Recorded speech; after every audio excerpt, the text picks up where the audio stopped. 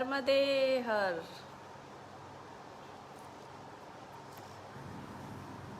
पूरी आशा है कि आप सब स्वस्थ होंगे, सुरक्षित होंगे। जो एक प्रश्न बताया गया है कि एक प्रश्न सबसे सार्थक कि मैं कौन हूँ, ये करना है। इसी एक अभ्यास के दौरान अगर हम आंख बंद जब करें ध्यान में, तो आंख बंद करते समय हम अंदर शांति ढूंढें, अंदर शांत हों, और जब हम नेत्र खोल दें तो हम वही शांति बाहर बिखेर दें। जब हम आंख बंद करें तो अंदर प्रसन्नता का अनुभव करें, और जब हम आंखें खोल दें तो उसी प्रसन्नता को चहुं ओर फैलाने का प्रयास करें। जब हम आंख बंद करें तो ये अनुभव करें कि हम अंदर से आनंदमयी हो रहे हैं, और जब हम आंख खोल दें तो हमारा कर्म इस तरीके का हो कि वही आनंद हम वातावरण में घोल दें। जो हमें मिल रहा है, अगर हम वो बांट नहीं पा रहे हैं तो हमारा वो मिलना ही निरर्थक हो जाएगा। आज स्वामी जी जुड़े हुए हैं। प्रणाम स्वामी जी। आप सदैव साझा करते हैं मेरे विचारों को, और आपका आशीर्वाद रहता है, और काफ़ी हद तक मेरे आपके विचार भी मिलते हैं। तो कहीं ना कहीं एक ही धरातल पर हम कार्य कर रहे हैं। और मुझे अच्छा लग रहा है आज आप सुन रहे हैं और देख रहे हैं। तो जो भी वस्तु हमें मिल रही है, सार्थक और सकारात्मक, विशेषकर ध्यान से, तो उस ध्यान का मूल तभी है जब आंख बंद करने पर जो प्राप्त हो रहा है वो आंखों को खोलने के बाद बांट दिया जाए, तभी उसकी सार्थकता है। उसको यथार्थ में भी उतारना आवश्यक है। लेकिन हमने अपने आसपास एक ऐसा जाल बुन रखा है कि लगभग हर तीसरे व्यक्ति से जो मैं मिलती हूँ और वो मुझसे जब बात करता है तो कहीं ना कहीं ऐसा लगता है कि उसे ऐसा अनुभव हो रहा है कि उसे छला जा रहा है, कि सब कुछ गलत उसके साथ ही हुआ है। उसके रिश्तों ने, उसके समय ने, उसके आसपास के समाज ने उसे बहुत प्रताड़ित किया है। ऐसा लगता है जैसे समस्त सृष्टि इस बात पे लग गई है कि बस उसी को दुखी कर रही है, उसी के कार्यों में व्यवधान डाल रही है। लगभग हर तीसरे चौथे व्यक्ति के विचार मुझ तक ऐसे ही आते हैं कि कहीं ना कहीं उसका एक अंतिम वाक्य ये होता है कि पता नहीं मेरे साथ ही क्यों, मेरे साथ इतना बुरा क्यों हो रहा है, मैंने किसी का बुरा नहीं किया। और अनचाहे ही वो एक नकारात्मकता को जन्म देता है, क्योंकि जब आप किसी भी तथ्य को, किसी भी विचार को नकारते हैं तो वो नकारना कहीं ना कहीं सर्वप्रथम आप ही में व्याप्त होता है। उसका जो सोर्स है, जो स्रोत है, वो यहाँ से ही आता है। और आप उस ममतामयी अस्तित्व, उस ब्रह्मांड के प्रति कैसे इतने संदिग्ध हो सकते हैं, जिस ब्रह्मांड ने जल देते समय जाति धर्म नहीं देखा, सबको समान रूप से जल दिया, समान रूप से उसको प्रयोग करने का अधिकार दिया। जब उस सृष्टि ने सूर्य का प्रकाश दिया, उसमें कोई भेदभाव नहीं किया।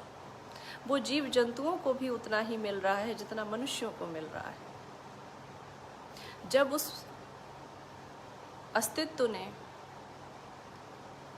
वायु दी तो कहीं भी ये नहीं कहा कि अमीर के घर में, अमीर के महल में अधिक चली जाना और गरीब की झोपड़ी में मध्यम मध्यम जाना। ऐसा नहीं बोला। समान रूप से सबको बांटा, समान रूप से सबको अधिकार दिया। तो जो सृष्टि हम सब पर समान रूप से ममतामयी है, वात्सल्य से भरी हुई है, उसके प्रति हमारी ये सोच कैसे हो सकती है कि हमारे साथ ही बुरा हुआ, हमारे साथ कभी कुछ अच्छा हुआ ही नहीं। और आपको ये पता नहीं है कि ये जो स्पंदन होता है, ये जो तरंगें होती हैं सोच की, ये इतनी मजबूत होती हैं, इतनी तीव्र होती हैं कि इनकी एक डोर कहीं ना कहीं कई जन्मों से पीछे जुड़ी होती है और कई जन्मों तक आगे जाएगी। तो आज अगर आप ये सोचते हैं कि मेरे साथ कुछ भी अच्छा नहीं हुआ, तो इसका असर कहीं ना कहीं आने वाले किसी जन्म तक पे पड़ जाएगा। क्योंकि आज आपकी सोच ही आपके कल का कर्म बनेगी, और आपके कल का कर्म ही कहीं ना कहीं परसों के आपका भाग्य बनेगा। तो कुछ बातें जो बताई जाती हैं आपको मेरे माध्यम से, उनको कुछ में तर्क डालिए ही मत। मैं बहुत बार बार ध्यान पे जोर देती हूँ, और वो उसकी सार्थकता इतनी है, इसीलिए जोर देती हूँ। और बड़ा दुर्भाग्य है कि उसी ध्यान से हम सब नहीं जुड़ पाते। मैं चाहती हूँ भारत का हर व्यक्ति कम से कम 10 मिनट अपने साथ बिताए प्रतिदिन, आंख बंद करके या आंख खोल के, उससे कोई फर्क नहीं पड़ता। सुखासन हो या वज्रासन हो, उससे कोई फर्क नहीं पड़ता। भोजन किया है या नहीं किया है, उससे कोई फर्क नहीं पड़ता। दिन है या रात है, इससे भी कोई फर्क नहीं पड़ता। कोई 10 मिनट नियमबद्ध तरीके से ऐसे हों जो आप अपने साथ रहें। ये बहुत सहूलियत देगा जीने के लिए। इससे आपकी सोच, विचार, आचार, आचरण, व्यवहार सब बदल जाएगा।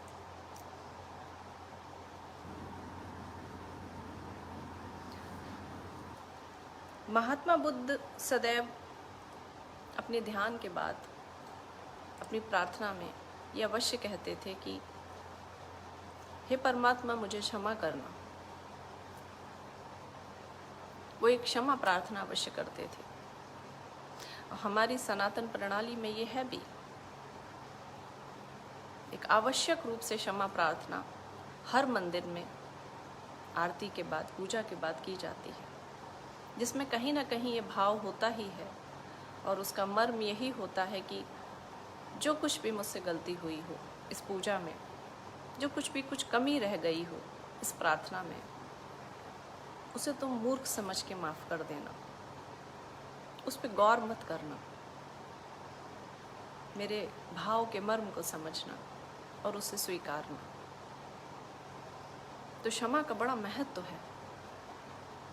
क्षमा मांगने वाला भी महान होता है और क्षमा कर देने वाला भी महान होता है। बस इतना सा है कि जो क्षमा मांग रहा है, कहीं ना कहीं क्षमा मांगने में उसकी इतनी भावना रहनी चाहिए कि उसी गलती को वो दोहराए नहीं। और क्षमा कर देने वाले में ये भावना रहनी चाहिए कि उसको स्लेट से पोंछ दे बिल्कुल, फिर वापस उन्हीं बातों को निकाले नहीं। क्योंकि क्षमा कर देने से भी आप बहुत हद तक रूपांतरित हो जाते हैं। तो महात्मा बुद्ध अपनी हर प्रार्थना के बाद क्षमा मांगते थे कि मुझसे जो भी गलती हुई हो उसके लिए मुझे माफ़ी मिले। तो उनसे सबने पूछा, उनके जो बहुत करीबी शिष्य थे, कि आपसे तो कोई गलती हो ही नहीं सकती, आप किससे क्षमा मांगते हैं? आप तो किसी का हृदय द्रवित कर ही नहीं सकते, आप क्यों क्षमा मांगते हैं? आपके द्वारा तो कोई भी मन आहत हो ही नहीं सकता, आप क्यों क्षमा मांगते हैं? तो महात्मा बुद्ध ने कहा कि मैं अपने पुराने दिनों को याद करता हूँ, जब मैं अज्ञानी था, और तब अकारण ही बहुत से लोगों के कृत्यों से, विचारों से मुझे चोट पहुंच जाती थी। यद्यपि वो कुछ करते नहीं थे, पर चूंकि मैं अज्ञानी था इसलिए मुझे चोट पहुंच जाती थी। तो कहीं ना कहीं जो मेरा मन दुखी होता था वो लोग कारण मात्र बनते थे। तो अपने उन अज्ञान के दिनों को याद करके मैं क्षमा मांगता हूँ कि आज भी होगा ऐसा। यद्यपि मैं किसी का मन नहीं दुखा रहा हूँ, किसी को आघात नहीं दे रहा हूँ, पर भूलवश अकारण ही अगर किसी को मेरे द्वारा चोट पहुँचती है तो मैं माफ़ी मांगता हूँ। तो उनके शिष्यों ने कहा कि पर इसमें तो आपका दोष नहीं है, क्योंकि आपका भाव तो ऐसा नहीं है। फिर कैसी माफ़ी, फिर कैसी क्षमा? अब चूंकि वो बुद्ध थे इसलिए उनकी सोच इतनी उच्च थी। तो बुद्ध ने कहा कि हाँ, यद्यपि मेरी चाह ऐसी नहीं है, पर मैं निमित्त मात्र तो हूँ। मान लो मैं ना रहूं तो उन्हें चोट नहीं पहुंचेगी। मान लो मैं हूं ही नहीं तो कम से कम मेरे द्वारा तो उन्हें आघात नहीं पहुंचेगा। मेरे होने मात्र से अगर किसी को आघात पहुंच रहा है तो मैं निमित्त मात्र तो बना। तो उस निमित्त मात्र के बनने के कारण मैं माफ़ी मांगता हूँ कि मैं निमित्त भी क्यों बना। मैं निमित्त भी क्यों हूँ किसी के दिल दुखाने के लिए, किसी को आघात पहुँचाने के लिए, किसी को परेशान करने के लिए, किसी को क्रोध दिलाने के लिए। तो हमें हर समय कम से कम इस बात के लिए प्रयासरत रहना चाहिए कि हमारी किसी कर्म से, वाणी से, आँखों की दृष्टि से, हमारे मौन से, हमारी शांति से, हमारे क्रियाकलापों से कम लोग आघात पाएं। और ये भी एक साधना है, इस पे पूरा ध्यान रखना पड़ेगा। कई बार आपको ऐसा लगेगा कि अकारण ही है, आपने तो कुछ किया ही नहीं, पर कोशिश कीजिए कि वो अकारण भी मिट जाए। कोशिश यही होनी चाहिए। अगर किसी तर्क में बहुत पढ़ के कुछ शांति मिल रही है तो ही उस तर्क में जाइए, तो ही वाद विवाद कीजिए। अगर उसका कुछ अर्थ नहीं है तो न केवल आप अपनी ऊर्जा निष्क्रिय कर रहे हैं, बल्कि वातावरण में भी एक स्पंदन ऐसा बना रहे हैं जो अगर उस वातावरण में 20 लोग रह रहे हैं तो 20 के लिए भी ठीक नहीं है। तो पूजा पाठ प्रार्थना ये सिर्फ माला, ये सिर्फ जप तप हवन तक नहीं है। कम से कम मैं अपने जीवन में से पूरा उतारती हूँ कि पूरे दिन के कर्मों पे भी एक समालोचना रहनी चाहिए कि आज मैंने ये बोला था, इसके परिणाम से इतना क्रोधित वातावरण बन गया और उसका कुछ निष्कर्ष भी नहीं निकला। तो अगली बार कम से कम मैं वो सब नहीं बोलूं, क्योंकि मेरे बोलने से तो कुछ नहीं हुआ, मेरे बोलने से कोई फर्क नहीं आया, मेरे बोलने से कुछ परिवर्तन नहीं हुआ, पर मेरे बोलने से उस समय का एक वातावरण अशांत हो गया। तो मैं निमित्त मात्र तो बनी ना उस वातावरण को दूषित करने के लिए, क्योंकि प्रकृति ने तो शांत वातावरण ही बनाया है। आप जंगलों में जाइए, असीम शांति है, वहाँ का स्पंदन अलग है, वहाँ की सुगंध अलग है, जैसे एक अनछुआ वातावरण होता है। क्योंकि वहाँ जाके कोई क्रोध नहीं करता, वहाँ जाके कोई विलाप नहीं करता, वहाँ जाके कोई चित्कार नहीं करता। वहाँ सभी पशु पक्षी जानवर अपनी अपनी दुनिया में मौज से रहते हैं, आनंद से रहते हैं। ये सब हम लोग करते हैं अपने वातावरण में। हम सबका प्रयास हर समय इस बात में रहता है कि हम दूसरे के जीवन में दखल देते रहें। हम दूसरे का समालोचना करते रहते हैं। काश इतना दखल हम अपने जीवन में देते, अपनी समालोचना करते। हम सुबह उठते हैं और लिप्तता से पूर्ण होते हैं, ये ऐसा होना चाहिए, ये ऐसा होना चाहिए, ये ऐसा होना चाहिए, और जो कुछ भी हमारे हिसाब से नहीं होता हमारी प्रतिक्रिया आ जाती है। यद्यपि कई बार हम सही होते होंगे, कई बार हम सही होते होंगे, लेकिन ये सोचना चाहिए कि हमारा सही होना ही पर्याप्त नहीं है। हमारे सही होने के बाद भी उसी विषय पर बार बार कुछ ऐसा बोलना जो सामने से कोई परिवर्तन नहीं दिख रहा है, इसका मतलब है कि निष्क्रिय हो रहा है हमारा बोलना। तो कम से कम हम उतनी देर को खुद को तो सुरक्षित कर लें। तो जो हमको ऐसा लगता है ये जाल जो बुना हुआ है चारों तरफ, कि हम ही सताए हुए हैं, हमारा ही शोषण हो रहा है, हमें ही प्रकृति द्वारा परेशान किया गया है, तो ऐसा नहीं है। इस संसार में जिसने संघर्ष किया है उसके निष्कर्ष सामने हैं।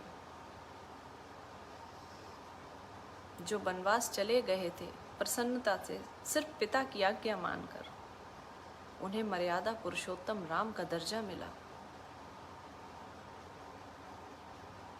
जिनका कारागार में जन्म हुआ था वो श्री कृष्ण बने। जो महल छोड़ के, अपने संबंध छोड़ के मानवता का कल्याण करने के लिए एक ज्ञान खोजने निकले थे, वो बुद्ध बने। उठाकर देखिए ना उनकी यात्राओं को, श्री राम, श्री कृष्ण, महात्मा बुद्ध, रामकृष्ण परमहंस, आखिरी समय तक पीड़ा में थे वो, अपने दर्द से, अपने शारीरिक कष्टों से। इनके जीवन को उठा के देखिए कि जिन्होंने संघर्ष पाया, उन्होंने कभी प्रकृति से, सृष्टि से, अस्तित्व से ये नहीं कहा कि मैं ही क्यों, मेरे साथ तो सब गलत किया, मेरे साथ तो कुछ अच्छा हुआ ही नहीं। सोचिए अगर श्री राम कभी ये कहते कि मेरे तो पिता ने ही मेरे साथ छल कर दिया, उन्होंने जान के मुझे भेज दिया, तो क्या आज वो मर्यादा पुरुषोत्तम राम होते? शायद नहीं। बल्कि जब वो वनवास से वापस आए तो वो माता कौशल्या से भी पहले माता कैकेयी से मिले जाके, इसीलिए वो राम है। श्री कृष्ण का जीवन हमें ये दिखाता है कि कारागार में जन्म लेने से, विषम परिस्थितियों में रहने से, अगर किसी के कर्म अच्छे हों, किसी का भाव उत्तम हो, तो उसको प्रकाशवान होने से कोई नहीं रोक सकता। समस्त सृष्टि उसका साथ दे बैठती है। तो जो भी प्रश्न मेरे पास ये आ रहे थे कि बहुत परेशान लोग थे कि मैं ही क्यों, बजाय ये कहने के मैं ही क्यों, आप प्रकृति को धन्यवाद दीजिए कि आपने मुझे चुना है इस चुनौती के लिए, और मैं परमात्मा का नाम लेके इन चुनौतियों से निकलूंगा और सदैव अच्छे मार्ग पे रहूंगा, चाहे कितनी भी दुर्गमताएं आए, चाहे कितनी भी विषम परिस्थितियां आए।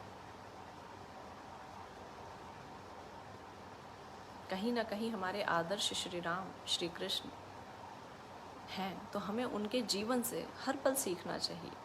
सिर्फ एक आरती करना पर्याप्त नहीं है, सिर्फ एक जन्माष्टमी भर पे उनका जन्म कर देना ये पर्याप्त नहीं है। हमें हर पल उनके जीवन की गाथा को पढ़ते हुए अपने जीवन में उन तत्वों को उतारना चाहिए। और जैसे ही ये आप करेंगे, आपकी प्रकृति से शिकायत बंद हो जाएगी कि मैं ही क्यों। तो आंख बंद करके जब आप ये प्रश्न करेंगे कि मैं कौन हूँ, और जो शांति आपको इस प्रश्न के उत्तर में अंदर से मिलेगी, उस शांति को बाहर भी बिखेरते रहिएगा, क्योंकि इस महामारी में बाहर के वातावरण को हम सब की करुणा की, ममता की, प्रेम की, सेवा की बहुत आवश्यकता है। हमारी एकजुटता से ही इन परिस्थितियों से मुकाबला हो सकेगा। अलग अलग रह के हम परेशान हो जाएंगे। हमारी एकता ही इस परिस्थिति से हमें निकाल पाएगी। तो शांत रहिए, आनंदमयी रहिए और स्वस्थ रहिए, और अपने विचार, अपनी जिज्ञासाएं मुझे भेजते रहिएगा। कल फिर किसी विचार को लेके हम चर्चा करेंगे। तब तक स्वस्थ रहिए, मस्त रहिए, आनंदमयी रहिए। नर्मदे हर।